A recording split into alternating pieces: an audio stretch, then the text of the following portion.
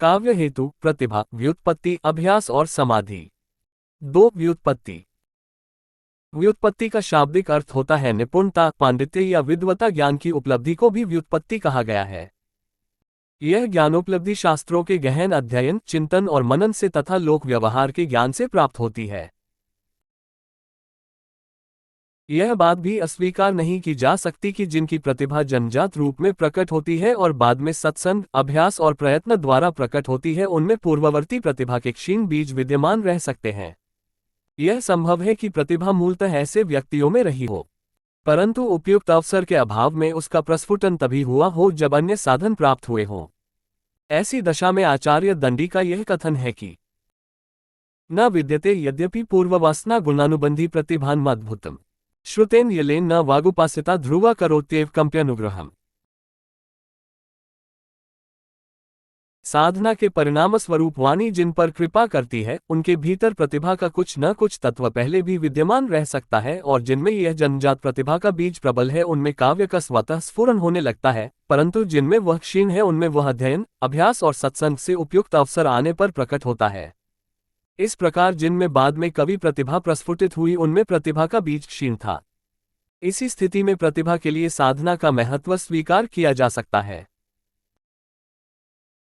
निष्कर्ष यह निकलता है कि जहां जन्मजात प्रतिभा नहीं दिखलाई देती वहां वह अभ्यास और प्रयत्न से प्रकट की जा सकती है, और जो साधन इस प्रतिभा के प्रकट होने में सहायक होते हैं वे व्युत्पत्ति और अभ्यास माने गए हैं। व्युत्पत्ति का तात्पर्य लोक और शास्त्र का ज्ञान और अभ्यास का तात्पर्य कवि कर्म में अनवरत संलग्न रहना है। इन दोनों साधनों से कम बलवती प्रतिभा भी काव्य रचना के कार्य में संलग्न रहती है और उत्तम काव्य सृष्टि कर सकती है। कभी कभी ऐसा भी होता है कि थोड़ी बहुत प्रतिभा के विद्यमान होने पर भी कवि आलसी या लापरवाह है तो उसकी प्रतिभा का कोई परिणाम नहीं होता और वह व्यर्थ जाती है। अतएव इन साधनों से प्रतिभा तत्व का अंकुरन और पल्लवन समुचित रीति से हो जाता है, इनमें संदेह नहीं। इसीलिए संस्कृत के आचार्यों ने प्रतिभा को काव्य का निमित्त कारण और सत्संग, अभ्यास और व्युत्पत्ति आदि को उपादान कारण माना है। आचार्य वामन ने काव्य का मूल कारण प्रतिभा को ही स्वीकार किया है। आचार्य जयदेव ने भी इस संबंध में लिखा है कि प्रतिभा काव्य का बीज है और व्युत्पत्ति आदि मिट्टी के समान है तथा अभ्यास पानी के समान।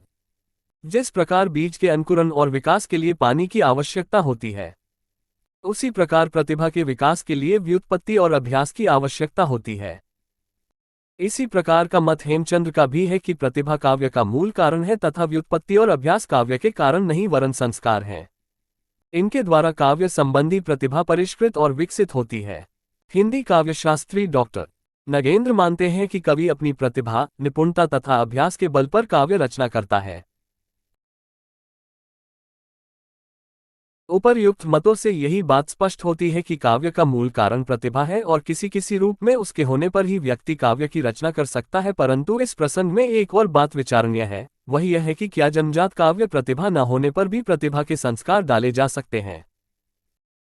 इस दृष्टिकोण के संबंध में प्रसिद्ध इटालियन सौंदर्य शास्त्री क्रोचे का मत विचारणीय है, जो यह कहता है कि प्रत्येक मनुष्य जन्मजात कवि होता है। कोई बड़ा और कोई छोटा प्रतिभा की बात उसकी दृष्टि में एक प्रकार का अंधविश्वास या रूढ़ी है जो मनुष्य में काव्य रचना की शक्ति के परिणाम में अंतर होने के कारण उत्पन्न हो गई है। क्रोचे का कथन निस्सार नहीं है।